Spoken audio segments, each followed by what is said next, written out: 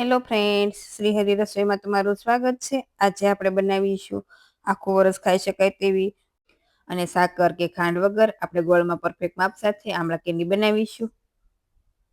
જો તમે પહેલી વાર બનાવતા હશો તો પણ પરફેક્ટ એવી બનશે. તો ચાલો બનાવીએ. તો તેના માટે વજનમાં મેં 500 ગ્રામ આમળા લીધા છે. તો આમળા આ રીતે થોડા મોટા અને પીળા અને ફ્રેશ એવા હોય એ રીતે લેવાના.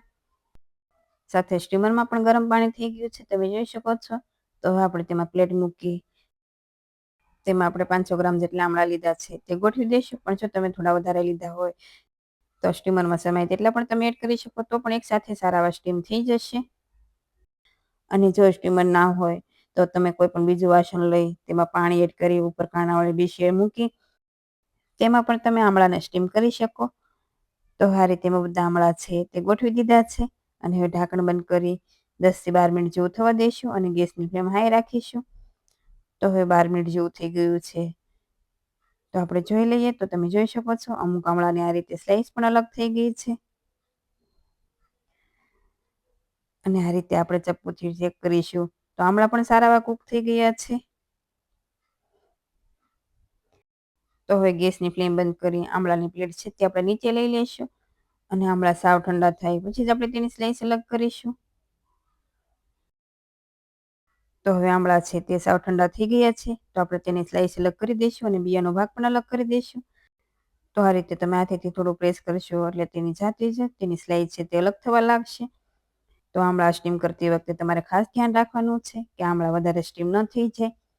અને જો તમે વધારે ક્વોન્ટિટીમાં બનાવતા હો અને એકસાથે સ્ટીમ કરતા હો તો 2 થી 3 મિનિટનો સમય વધારે પણ લાગે, પણ આમળા વધારે કૂક ન થઈ જાય તેનું તમારે ખાસ ધ્યાન રાખવાનું છે. અને હવે આમળાને આ રીતે સ્લાઈસ અલગ કરતા જઈશું અને તેનો બિયાનો ભાગ છે તે પણ આપણે અલગ કરી દઈશું. તો હવે આમળાની બધી સ્લાઈસ અલગ કરી દીધી છે, તેનો બિયાનો ભાગ પણ અલગ કરી દીધો છે, તમે જોઈ શકો છો. તો હવે આ રીતે મેં ઝીણો કટ કરીને 400 ગ્રામ કોલ્હાપુરી ગોળ આવે તે લીધો છે. તો અહીં આપણે 500 ગ્રામ આમળા લીધા હતા તો તેની સામે 400 ગ્રામ જેટલું ગોળ એડ કરીશું. પણ જો તમારે આમાં દેશી ગોળ આવે તે એડ કરવો હોય તો પણ એડ કરી શકાય. પણ જો આ રીતે આપણે આ કોલ્હાપુરી ગોળ એડ કરવાથી આમળા છે એકદમ વ્હાઈટ એવા બનશે, બિલકુલ કાળા પણ નહીં પડે અને તમે આખા વર્ષ માટે સ્ટોર કરશો તો પણ બિલકુલ કાળા પણ નહીં પડે. એટલે મેં આ રીતે કોલ્હાપુરી ગોળ લીધો છે. પણ તમારે ચોઈસ પ્રમાણે તમારે ગોળ એડ કરી શકો. અને હવે સારી રીતે મિક્સ કરી આપણે તેનું ઢાંકણ બંધ કરી 3 દિવસ માટે આપણે તેને રાખીશું. પણ વચ્ચે વચ્ચે ચલાવતા જવાનું. તો હવે આ રીતે તમે જોઈ શકો છો ગોળ પણ સારો એવો પીગળી ગયો છે. તો આ રીતે વચ્ચે વચ્ચે તમારે ચલાવતા જવાનું એટલે ગોળ છે તે સારી રીતે મિક્સ થઈ જાય. તો આ રીતે તમારે 2 થી 3 વાર મિક્સ કરી લેવાનું. તો હવે તેનું ઢાંકણ બંધ કરી આપણે તેને 3 દિવસ માટે રહેવા દેવાનું છે. તો આ રીતે તમારે વચ્ચે વચ્ચે ચલાવતા જવાનું એટલે ગોળ છે તે સારી રીતે મિક્સ થઈ જાય. તો અત્યારે આપણે આમળા કેન્ડી ગોળમાં બનાવી છે, પણ જો તમારે ખાંડમાં કે સાકરમાં બનાવી તો પણ બનાવી શકાય. તો પણ તમારે આ રીતે મિક્સ કરીને 3 દિવસ માટે રહેવા દેવાનું.